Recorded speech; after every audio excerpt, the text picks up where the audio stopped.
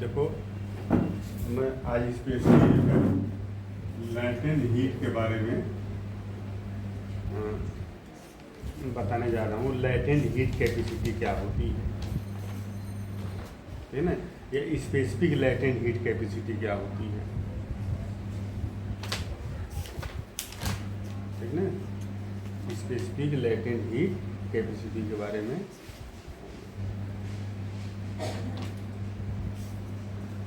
तो देखो, specific latent heat के बारे में, स्पेसिफिक लैटेंट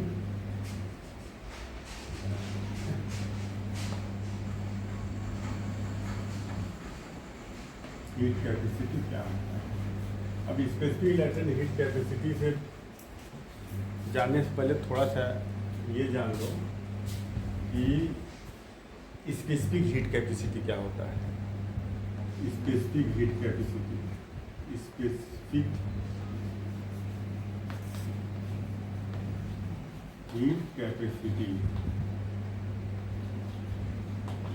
खासतौर से हम वाटर की स्पेसिफिक हीट कैपेसिटी के बारे में बता रहे हैं, और उसी से हमको कैलोरी मिलेगी। एक कैलोरी कितना होता है, ठीक ना। तो देखो, स्पेसिफिक हीट कैपेसिटी जो होती है किसी भी मटेरियल के, किसी भी सब्सटेंस के, देखो इधर यूनिट मास के सब्सटेंस को के टेम्परेचर को 1 डिग्री राइज करने के लिए जितनी हीट इसे देंगे, या यूनिट मास के सब्सटेंस को 1 डिग्री टेम्परेचर कम करने के लिए या 1 डिग्री टेम्परेचर बढ़ाने के लिए, जो हमको, अगर हम इसका 1 डिग्री टेम्परेचर कम करेंगे तो इसकी हीट क्या करेंगे, बाहर निकालेंगे, और 1 डिग्री टेम्परेचर अगर राइज करेंगे तो इसको हीट हम देंगे, ठीक ना। तो किसी भी सब्सटेंस के यूनिट मास के टेम्परेचर को 1 डिग्री राइज करने या टेम्परेचर इंक्रीज करने या डिक्रीज करने में जो हीट हम उसको देंगे या लेंगे, उसी को हम क्या कहते हैं, स्पेसिफिक हीट कैपेसिटी। तो अब जैसे मान लो ये है, इसका टेम्परेचर अभी जो है इस वक्त मान लो है 10 डिग्री सेल्सियस, ठीक। अब इसका टेम्परेचर 10 डिग्री से, इसका मास यूनिट है, मास क्या है, यूनिट है 1 kg या 1 ग्राम, 1 kg या 1 ग्राम, ठीक ना। अब इसके टेम्परेचर को 1 डिग्री रेज करने के लिए, बढ़ाने के लिए, यूनिट मास के टेम्परेचर को 1 डिग्री बढ़ाने के लिए हमको क्या देना पड़ेगा, हमको हीट एनर्जी देनी पड़ेगी। तो जो हीट एनर्जी हम देंगे वो इसका स्पेसिफिक हीट कैपेसिटी कहलाएगी, ठीक।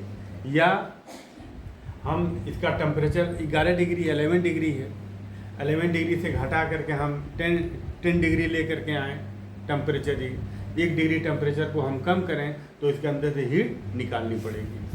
तो इसका टेम्परेचर ये यूनिट डिग्री कम करने के लिए, यूनिट मास के, कोई भी सब्सटेंस के यूनिट मास के सब्सटेंस के टेम्परेचर को 1 डिग्री अगर हम कम करेंगे तो हमको हीट इसके अंदर से निकालनी पड़ेगी, और 1 डिग्री बढ़ाएंगे तो हीट इसको हमको देना पड़ेगा। तो 1 डिग्री कम करने के लिए या रेज करने के लिए जितनी हीट हम बाहर निकाल रहे हैं या इसको दे रहे हैं, वही इसकी स्पेसिफिक हीट कैपेसिटी हो गया। तो किसी का मास अगर मान लो m है, बात समझ में आई, तो m डिग्री के मास का टेम्परेचर आपने मान लो चेंज किया है डेल्टा T, ठीक, और हीट आपने दिया है Q, है ना। तो 1 kg के मास को हम इसको अगर ग्राम में लें, यूनिट मास के टेम्परेचर को डेल्टा T डिग्री चेंज करने के लिए कितनी हीट रिक्वायर्ड होगी, Q/m, यूनिट के लिए हम से डिवाइड कर देंगे। अब 1 यूनिट मास के टेम्परेचर को यूनिट डिग्री चेंज करने के लिए कितनी हीट रिक्वायर्ड होगी, Q/m।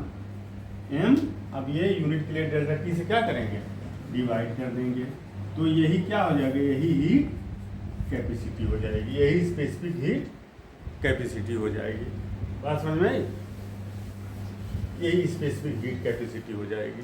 तो स्पेसिफिक हीट कैपेसिटी C = होता है heat given per unit mass per degree rise in temperature. इसकी यूनिट क्या हो जाएगी, इसकी यूनिट हो जाएगी जूल और पर केजी, जूल पर केजी और पर डिग्री सेल्सियस, पर डिग्री सेल्सियस, या जूल पर ग्राम, जूल पर ग्राम पर डिग्री सेल्सियस, ये इसकी यूनिट होती है, जूल पर ग्राम। अगर हम मास को ग्राम में लेंगे तो जूल पर ग्राम पर डिग्री सेल्सियस, मास को केजी में लेंगे तो जूल पर केजी पर डिग्री सेल्सियस। ठीक ना, समझ में आया नहीं, ये यूनिट। अब देखो हम आ रहे हैं वाटर की स्पेसिफिक हीट कैपेसिटी क्या होती है। वाटर की स्पेसिफिक हीट कैपेसिटी होती है 4.84 जूल पर ग्राम, जूल पर ग्राम पर डिग्री सेल्सियस। इसका मतलब क्या हुआ, इसका मतलब ये हुआ कि पर ग्राम में 1 ग्राम, ये वाटर है, कितना है ये, 1 ग्राम है। 1 ग्राम वाटर के टेम्परेचर को 1 डिग्री पर डिग्री राइज करने के लिए, 1 डिग्री राइज करने के लिए कितनी जूल आपको एनर्जी देनी पड़ेगी, इतनी जूल आपको एनर्जी देनी पड़ेगी। ठीक, 1 ग्राम वाटर के टेम्परेचर को 1 डिग्री राइज करने के लिए कितनी जूल एनर्जी देनी पड़ेगी, इतनी जूल एनर्जी। मान लो ये अभी है 10 डिग्री सेल्सियस पर है, अब आप इसको हीट दो, वाटर को क्या करो, हीट दो। अब इसको हीट जो है दिए तुम, इसका टेम्परेचर 11 डिग्री सेल्सियस होगा, कितनी हीट ये एब्जॉर्ब करेगा, इतनी हीट एब्जॉर्ब करेगा। तो वाटर 1 ग्राम वाटर के टेम्परेचर को 1 डिग्री राइज करने के लिए इसका टेम्परेचर कितने जूल एनर्जी खर्च होगी, इतनी जूल एनर्जी खर्च होगी।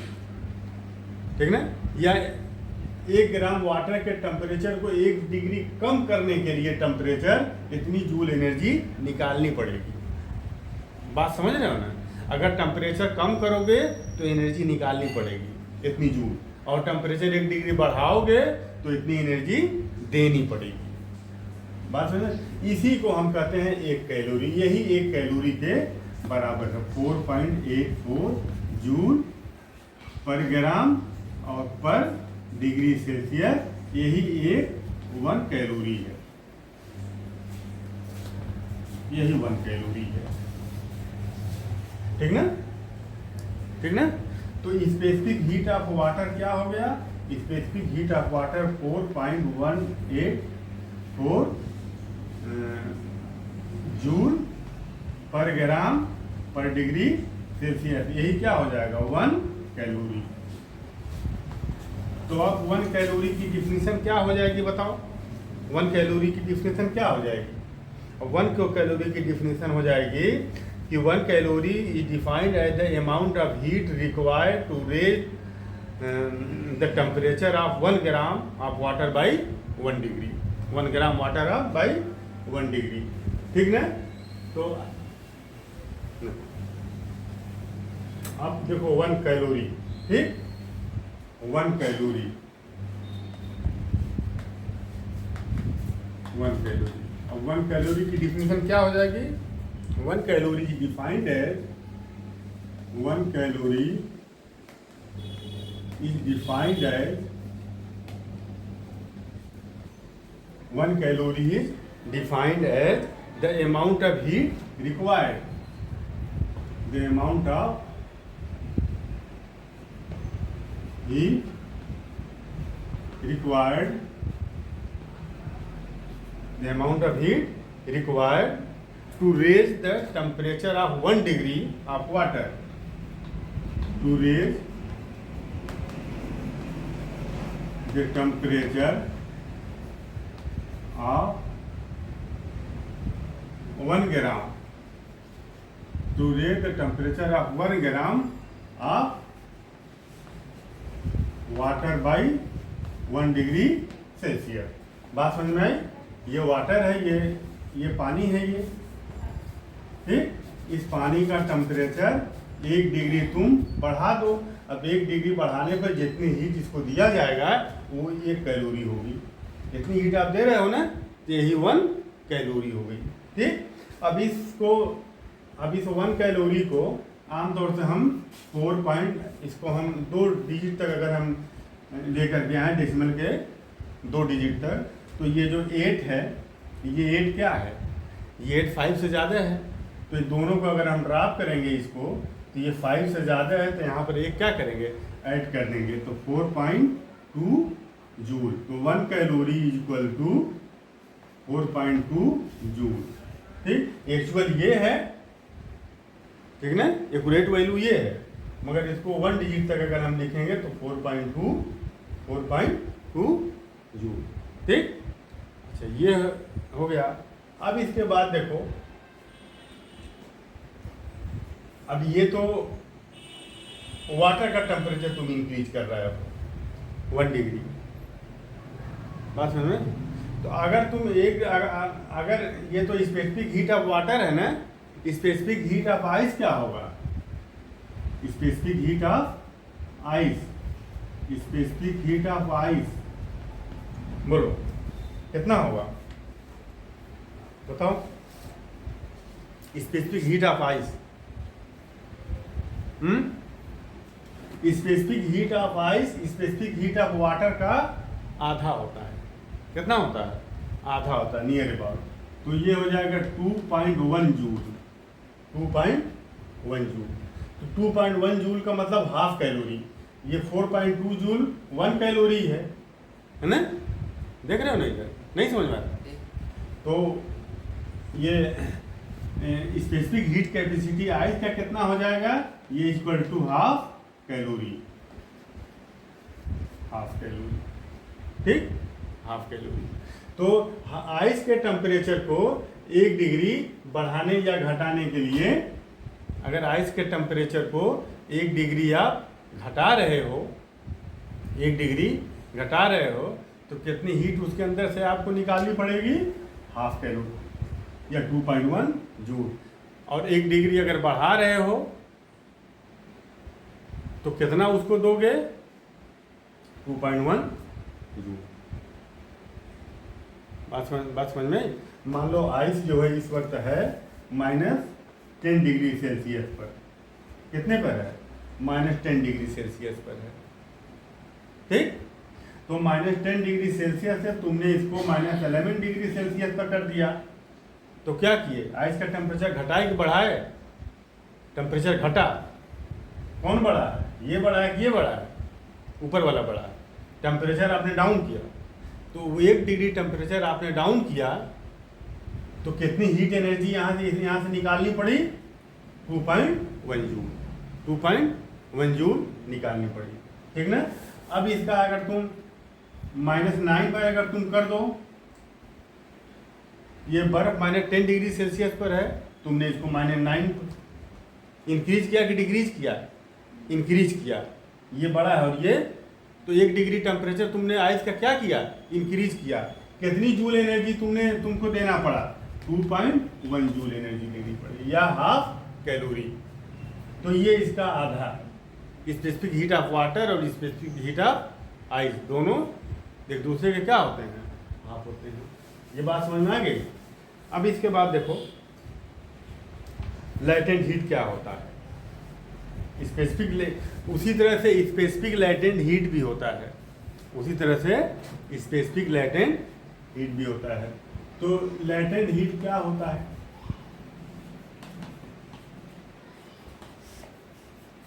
लैटेंट हीट देखो यहाँ, ये मान लो ये बर्फ है, ये आइस है, आइस इसमें रखी हुई है, और ये आइस मान लो 0 डिग्री सेल्सियस पर है। 0 डिग्री सेल्सियस पर ये आइस है। तो 0 डिग्री सेल्सियस पर आइस क्या होगी? मेल्ट होगी, ठीक ना। तो वो टेम्परेचर, वो हीट एनर्जी एब्जॉर्ब करेगी। यहाँ से आप इसको हीट दीजिए, हीट दो इसको, और यहाँ थर्मामीटर लगा दो। अब थर्मामीटर की रीडिंग 0 डिग्री तब तक बनी रहेगी जब तक कि पूरा बर्फ, पूरा आइस पिघल न जाए। तो आइस जब पिघल रहा है तो फेज चेंज हो रहा है सॉलिड से लिक्विड में। जब फेज चेंज हमेशा कांस्टेंट टेम्परेचर पर होता है, फेज चेंज हमेशा कांस्टेंट टेम्परेचर पर हो रहा। तो जब तक ये सॉलिड स्टेट से लिक्विड स्टेट में पूरा नहीं चेंज हो जाएगा तब तक ये क्या होगा, इसका टेम्परेचर इंक्रीज नहीं करेगा। ठीक, तो हम तो इसको एनर्जी दे रहे हैं, टेम्परेचर इंक्रीज नहीं कर रहा है। टेम्परेचर के इंक्रीज न करने का मतलब यह है कि काइनेटिक एनर्जी नहीं बढ़ रही है। पानी का अगर टेम्परेचर इंक्रीज कर रहा है, इसका मतलब कि उसका मॉलिक्यूल की काइनेटिक एनर्जी क्या हो रही है, इंक्रीज हो रही है। टेम्परेचर का इंक्रीज करना ये बताता है कि काइनेटिक एनर्जी उसकी इंक्रीज कर रही है। यहाँ टेम्परेचर इंक्रीज नहीं कर रहा है, 0 पर कांस्टेंट बना हुआ है, इसका मतलब कि उसके मॉलिक्यूल का काइनेटिक एनर्जी इंक्रीज नहीं कर रहा है। तो वो एनर्जी जा कहाँ रही है, वो एनर्जी बॉन्ड को तोड़ने में खर्च हो रही है, बॉन्ड को तोड़ने में खर्च हो रही है। बात समझ में, टू ब्रेक द बॉन्ड को तोड़, ठीक ना। तो अब तो जब तक ये पूरा फेज चेंज नहीं हो जाएगा उस वक्त जो भी हम इसको एनर्जी देंगे वो लैटेंट हीट कहलाएगा। क्या कहेगा, क्या कहलाएगा, लैटेंट हीट। हिंदी में कहते हैं गुप्त ऊष्मा। गुप्त ऊष्मा, गुप्त माने छुपा हुआ, लैटेंट माने छुपा हुआ, जो दिखाई न दे। तो ये हीट जो हम दे रहे हैं पता नहीं चल रही कहाँ जा रही है, टेम्परेचर भी नहीं इंक्रीज कर रहा है बॉन्ड को। तो हमें ये बाद में पता चला कि बॉन्ड को ब्रेक करने में वो एनर्जी खर्च हो रही है, ठीक ना। तो इस हीट एनर्जी को कांस्टेंट टेम्परेचर पर अगर हम हीट एनर्जी को जो हम दे रहे हैं फेज चेंज करने के लिए, वो लैटेंट हीट कहलाता है। क्या कहलाता है, तो अब लैटेंट हीट में दो, ये लैटेंट हीट ऑफ फ्यूजन है, ये लैटेंट हीट ऑफ फ्यूजन है। ये पूरे बर्फ को, पूरे आइस को चेंज करने के लिए जो हम हीट एनर्जी दे रहे हैं वो लैटेंट हीट ऑफ फ्यूजन है। ठीक उसी तरह से अब मान लो ये वाटर है, ये क्या है, वाटर है।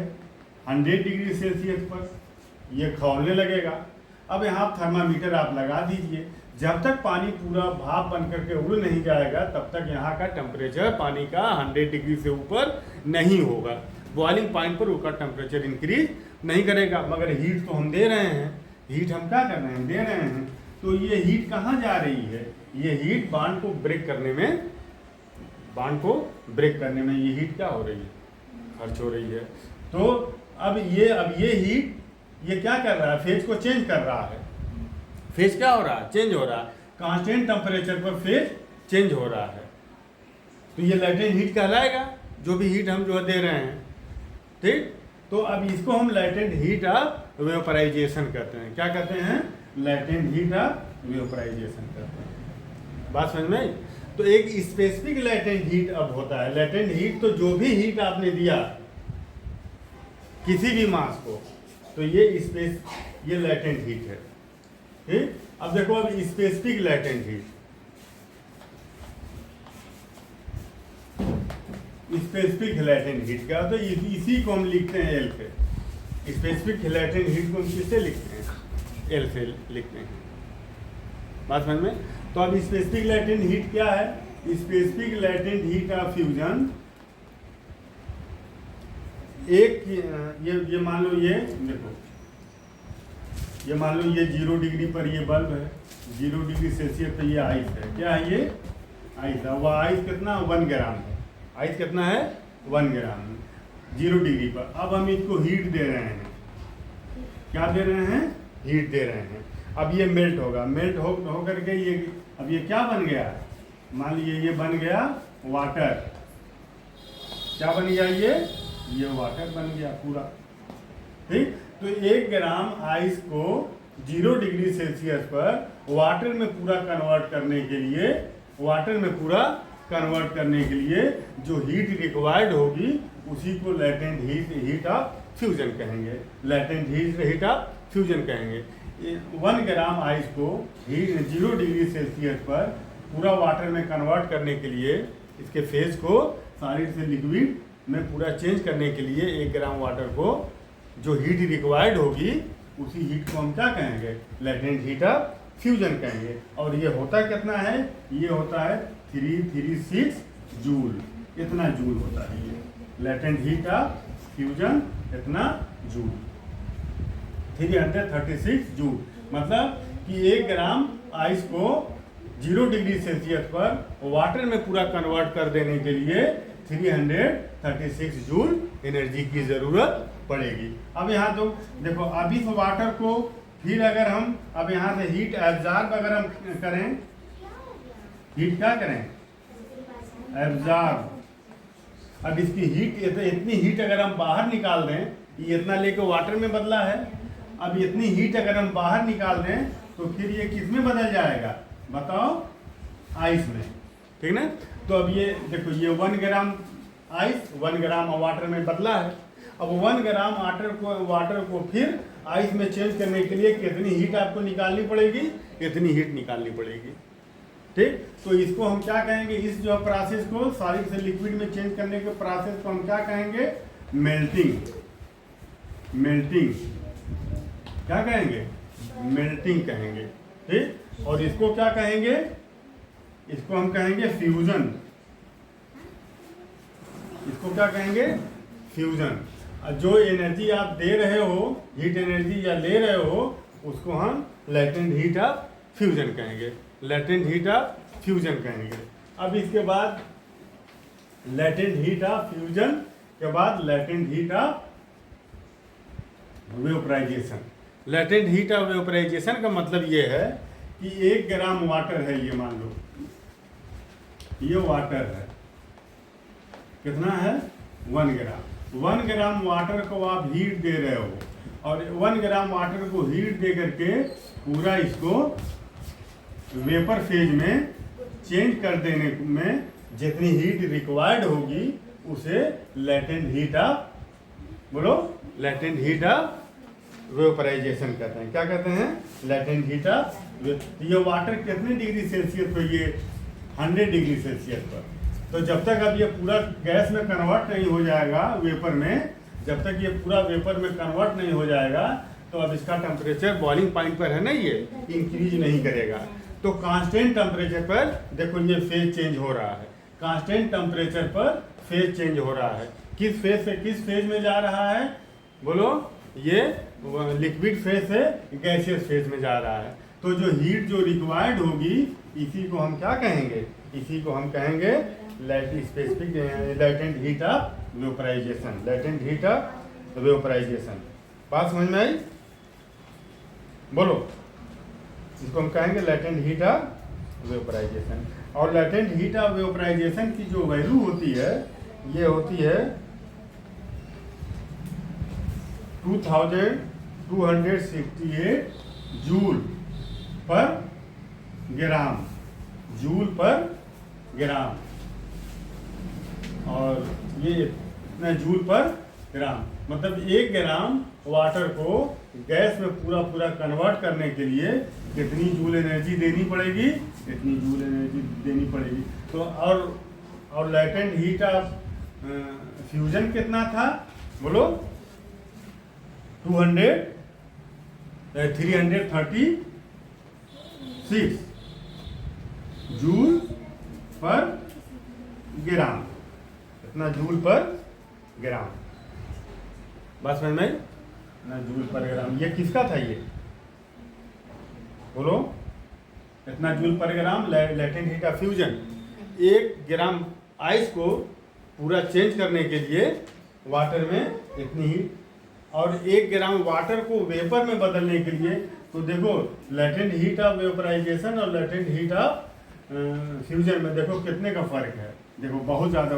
ये 2268 है और ये 336 है। किसके पास ज़्यादा एनर्जी है बताओ, ये इतना हीट ले करके गैस में ये चेंज हुआ है, इसके पास कितनी एनर्जी है। अगर ये 1 ग्राम है तो ये कितनी एनर्जी लिए हुए है, ये इतनी जूल एनर्जी लिए हुए है, और ये कितनी जूल एनर्जी लिए हुए है, बोलो। अगर ये आइस है 1 ग्राम और आइस को हीट दे करके चेंज कर दिया गया वाटर में, तो ये कितनी जूल एनर्जी लिए हुए हैं 1 ग्राम वाटर?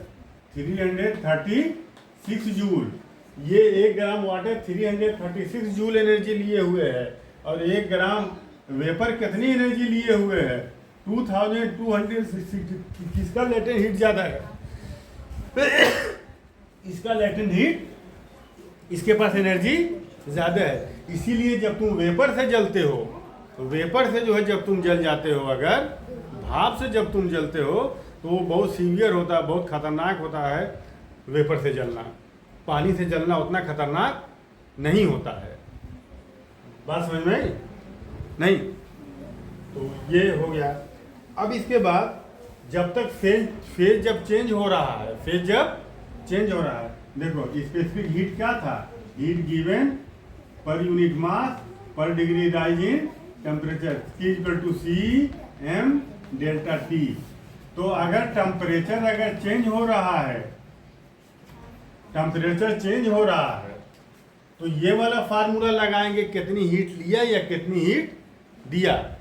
और अगर टेम्परेचर कांस्टेंट टेम्परेचर पर अगर आपको हीट निकालनी है, जबकि फेज चेंज हो रहा हो, तो कैसे निकालोगे? देखो, अगर वो आइस अगर चेंज हो रहा है, तो latent heat of fusion equal to heat given बोलो पर यूनिट मास। ठीक? तो Q इक्वल टू हो जाएगा MLF। और अगर ये लेटेंट हीट ऑफ वेपोराइजेशन है, तब Q इक्वल टू MLV। ठीक ना? अगर कांस्टेंट टेम्परेचर पर अगर हीट आप दे रहे हो, फेज चेंज हो रहा है, तो ये वाला फार्मूला लगा, मास दिया रहेगा, लेटेंट हीट ऑफ फ्यूजन दिया रहेगा, मल्टीप्लाई कर दोगे, हीट कितना दिया या कितना लिया।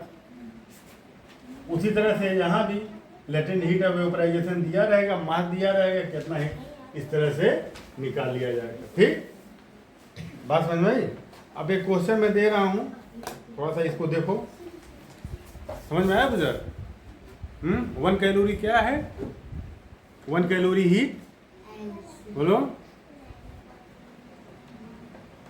बोलो 1 कैलोरी हीट क्या है? हाँ, आइस। हाँ, ठीक ना? 1 ग्राम 1 ग्राम वाटर अगर वो सॉलिड स्टेट में है, तो उसको पूरा 0 डिग्री सेल्सियस पर कांस्टेंट टेम्परेचर पर 0 डिग्री सेल्सियस पर पूरा वाटर में चेंज करने के लिए कितनी हीट रिक्वायर्ड होगी? 4.184 जूल, या 4 राउंड फिगर में 2 जूल। ठीक? और 1 ग्राम वाटर को पूरा चेंज करने के लिए कितनी हीट रिक्वायर्ड होगी? बता ना, आधा, 2.1। अब देखो एक क्वेश्चन, फाइंड आउट, इसको तुम लोग लगाना,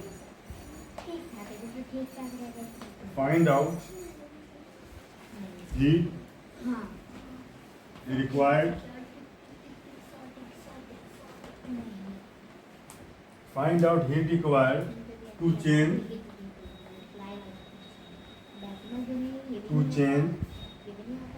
10 ग्राम of ice,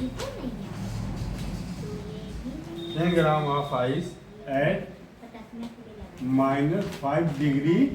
आइस कितने पर है? टेम्परेचर पर, -5 डिग्री पर, टू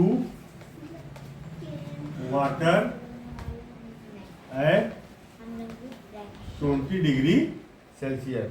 अब गिवन क्या है? Given specific heat capacity of water कितना होता है? बोलो, 4.2 जूल पर ग्राम पर डिग्री सेल्सियस। और specific heat of ice, specific heat capacity of ice 2.1 joule पर डिग्री सेल्सियस पर ग्राम पर डिग्री सेल्सियस। इसका ज़्यादा होता है ना, वाटर का ना ज़्यादा होता है, वाटर की स्पेसिफिक हीट ज़्यादा होगी ना, वाटर की ना ज़्यादा होगी, आइस की कम होगी। सॉरी मैं उल्टा बोल दिया था क्या, हैं हैं, अच्छा उल्टा बोल दिया। स्पेसिफिक हीट वाटर की जो स्पेसिफिक हीट होती है वो ज़्यादा होती है। 1 ग्राम वाटर को चेंज करने के लिए, 1 ग्राम वाटर को वेपर में चेंज करने के लिए 4.2 जूल एनर्जी लगेगी, ठीक। और 1 ग्राम आइस को चेंज करने के लिए 2.1 जूल हीट एनर्जी खर्च होगी। तो specific heat of water, specific heat capacity of water ये है, और specific heat capacity of ice ये है, ठीक ना। तो अब देखो उसके बाद specific latent heat, specific latent heat of fusion ये कितना है, 336 जूल पर ग्राम। जानते हो अभी बताया ना बर्फ को, ठीक। तो इस तरह से अब ये निकल जाएगा। कैसे निकलेगा बताओ, देखो कहाँ से कहाँ। अभी ये वाटर कितने पर है बोलो, ये आइस है, ये क्या है, ये आइस है। आइस का टेम्परेचर कितना है, -5 डिग्री। अब इसको तुम हीट दोगे, ये हीट एब्जॉर्ब करेगा, हीट एब्जॉर्ब करके कहाँ पर आएगा बोलो, आइस जो है ये 0 डिग्री सेल्सियस पर आएगा। अब 0 डिग्री सेल्सियस पर जब तक पूरा वाटर में न चेंज हो रहा है तब तक इसका टेम्परेचर चेंज। अब यहाँ से ये मान लो ये बदल गया पूरा वाटर में, तो यहाँ से यहाँ हीट लिया Q1, यहाँ से यहाँ हीट लिया Q2। अब यहाँ वाटर कितने डिग्री पर, 0 डिग्री सेल्सियस पर पूरा चेंज हो गया। अब यहाँ से फिर उसको क्या किया जा रहा है, फिर इसको वाटर को कितने डिग्री सेल्सियस पर चेंज किया जा रहा है बोलो, वाटर को फिर कहाँ लेकर के जा रहे हैं, 20 डिग्री सेल्सियस पर। तो अब यहाँ मान लो हीट दिया जा रहा है Q3। अब यहाँ देखो, यहाँ फेज यहाँ चेंज नहीं हो रहा है, यहाँ टेम्परेचर चेंज हो रहा है। यहाँ क्या चेंज हो रहा है, तो कौन सा फार्मूला लगाएंगे, टेम्परेचर अगर चेंज हो रहा है तो देखो टोटल हीट जो हो जाएगा Q1 + Q2 + Q3। Total heat Q1 Q2। अब Q1 जो हीट दे रहे हैं देखो ये टेम्परेचर चेंज हो रहा है, क्या चेंज हो रहा है, टेम्परेचर। तो यहाँ हो जाएगा मास तो वही 1 ग्राम मास तो सब वही है। मास Q1 M और C जो है इसको C1 कर लें, इसकी स्पेसिफिक हीट की कैपेसिटी किसकी, आइस की। और फिर प्लस Q2 मास वही रहेगा। अब यहाँ ये Q2 क्या है, यहाँ डेल्टा T रहेगा ना, ये डेल्टा T1 कर लें, प्लस मास वही रहेगा C2 और डेल्टा T2, ठीक ना। नहीं अब यहाँ देखो, यहाँ फेज चेंज हो रहा है, क्या चेंज हो रहा है, फेज चेंज हो रहा है, टेम्परेचर कांस्टेंट है। तो ये हो जाएगा ML mass into latent heat, और फिर प्लस अब यहाँ देखो 0 से 20 पर आ रहा है, मास वही है, और ये C इसका heat latent heat capacity into delta T। Delta M के जगह कितना रखेंगे, M कॉमन ले लेना बोलो अब उधर, तो C1 डेल्टा T1 प्लस ये L और प्लस C2 डेल्टा T। तो M के जगह 1 रख दें, और C1 क्या है देखो यहाँ, इसकी latent heat capacity of ice कितना लिखा है, specific heat capacity of ice 200। बोलो आइस का कितना लिखा गया भाई, आई इसका 2.1 है ना, आई इसका 2.1 है। डेल्टा टी कितना है? -5 था, 0 था, 5 नहीं हुआ। तो चेंजिंग कितनी है? प्लस माइनस हम नहीं लेते हैं, -5 से 0 में आया, 5 चेंज हुआ। एल कितना है? ये क्या हो रहा है? ये अब ये लेटेंट हीट ऑफ फ्यूजन लेंगे, आइस वाटर में चेंज हो रहा है।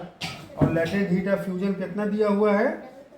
देखो यहाँ लेटेंट हीट ऑफ फ्यूजन कितना दिया है यहाँ, latent specific latent heat of fusion देख रहे हो 336 प्लस। अब देखो C2, अब स्पेसिफिक हीट किसका लेंगे? वाटर का लेंगे, वाटर है ना। अब स्पेसिफिक हीट, वाटर का स्पेसिफिक हीट कितना? 4.2 टेम्परेचर। डेल्टा टी कितना है? 0 से 20 देख रहे हो, 0 से 20, यहाँ 20। अब इस सबको आप जोड़ लेंगे तो टोटल हीट कितना खर्च हुआ आ जाएगा इसमें, बात समझ में। और एक चीज और जान लो कि ये जो 4.184 ये जो स्पेसिफिक हीट कैपेसिटी जो दिया हुआ वाटर का, ये क्या है? ये पर ग्राम है, पर ग्राम पर डिग्री राइजिंग टेम्परेचर, ये 1 ग्राम के लिए है। 4.184 ग्राम पर, बोलो ये सॉरी, जूल पर ग्राम पर डिग्री राइजिंग टेम्परेचर, ठीक है। या इसको लिखें आप 1.84 जूल पर ग्राम पर डिग्री राइजिंग टेम्परेचर, ये 1 ग्राम के लिए है। पर केजी के लिए कितना होगा बोलो? अगर 1 ग्राम टेम्परेचर, अगर 1 degree Celsius temperature 1 gram water का राइज करने के लिए इतने जूल एनर्जी दे रहे हो, तो 1 केजी का कितना होगा? 1 केजी का मतलब 1000 ग्राम, 1000 से मल्टीप्लाई कर देंगे तो 1 2 ये डेसिमल यहाँ आ जाएगा, ठीक ना। तो 14184, अब ये जूल पर केजी हो जाएगा, पर केजी पर डिग्री राइजिंग टेम्परेचर। केजी में अगर आप निकालेंगे तो वैल्यू ये आएगी, ग्राम में निकालेंगे तो ये वैल्यू ये आएगी, ठीक। स्पेसिफिक लेटेंट हीट जो है जूल पर ग्राम पर डिग्री सेल्सियस में निकालोगे तो वाटर की स्पेसिफिक हीट कैपेसिटी ये आएगी, और जूल पर केजी पर डिग्री सेल्सियस में अगर तुम निकालोगे, पर केजी पर डिग्री सेल्सियस में निकालो केजी में, पर केजी में, तो ये 1000 से क्या होगा? मल्टीप्लाई हो जाएगा 4184 जूल पर केजी पर डिग्री सेल्सियस। मतलब 1 डिग्री सेल्सियस टेम्परेचर राइज करने के 1 किलो वाटर का, 1 केजी वाटर का टेम्परेचर 1 डिग्री राइज करने के लिए 4184 जूल एनर्जी देनी पड़ेगी आपको। और ये सबसे ज्यादा ये स्पेसिफिक हीट कैपेसिटी है, सबसे ज्यादा स्पेसिफिक हीट कैपेसिटी वाटर की होती है। 1 किलो वाटर इतनी एनर्जी अपने अंदर जो है, मतलब 1 डिग्री टेम्परेचर राइज करने के लिए इतनी एनर्जी खर्च होती है, बात समझ में। तो वाटर के टेम्परेचर को अगर 50 डिग्री तुम अगर राइज कर दो, 10 डिग्री पर 60 डिग्री तक ले करके जाओ, तो 50 से क्या करोगे? मल्टीप्लाई कर दोगे। तो वाटर अपने अंदर बहुत ज़्यादा एनर्जी लिए हुए होता है, बात समझ में। 60 डिग्री टेम्परेचर पर अगर वाटर है तो उसके पास बहुत ज़्यादा हीट एनर्जी है ना। 1 डिग्री राइज करने के लिए इतनी एनर्जी ले रहा है, 50 डिग्री राइज करने के लिए मल्टीप्लाई कर दो 50 से। इसलिए वाटर को जब 50 डिग्री या 60 डिग्री या 100 डिग्री तक जब गर्म करते हैं तो बहुत ज़्यादा एनर्जी लेता है ये, ठीक। इसीलिए डॉक्टर लोग प्रिस्क्राइब करते हैं, अगर जो किसी की कहीं टूट फूट हो जाती है तो उसको सेकाई के लिए तो वाटर बॉटल आता है, वह वाटर बैग आता है, वाटर बैग सेकाई के लिए। तो वाटर बैग उसके पानी को गर्म करके वाटर बैग में आप डाल दीजिए। तो जब बहुत ज़्यादा एनर्जी वो एब्जॉर्ब किए हुए है तो उसको निकालने में भी तो बहुत ज़्यादा टाइम लगेगा, तो ठंडा होने में उसको बहुत टाइम लगेगा, ठीक ना। तो टोटल कॉन्सेप्ट यही है, ठीक ना।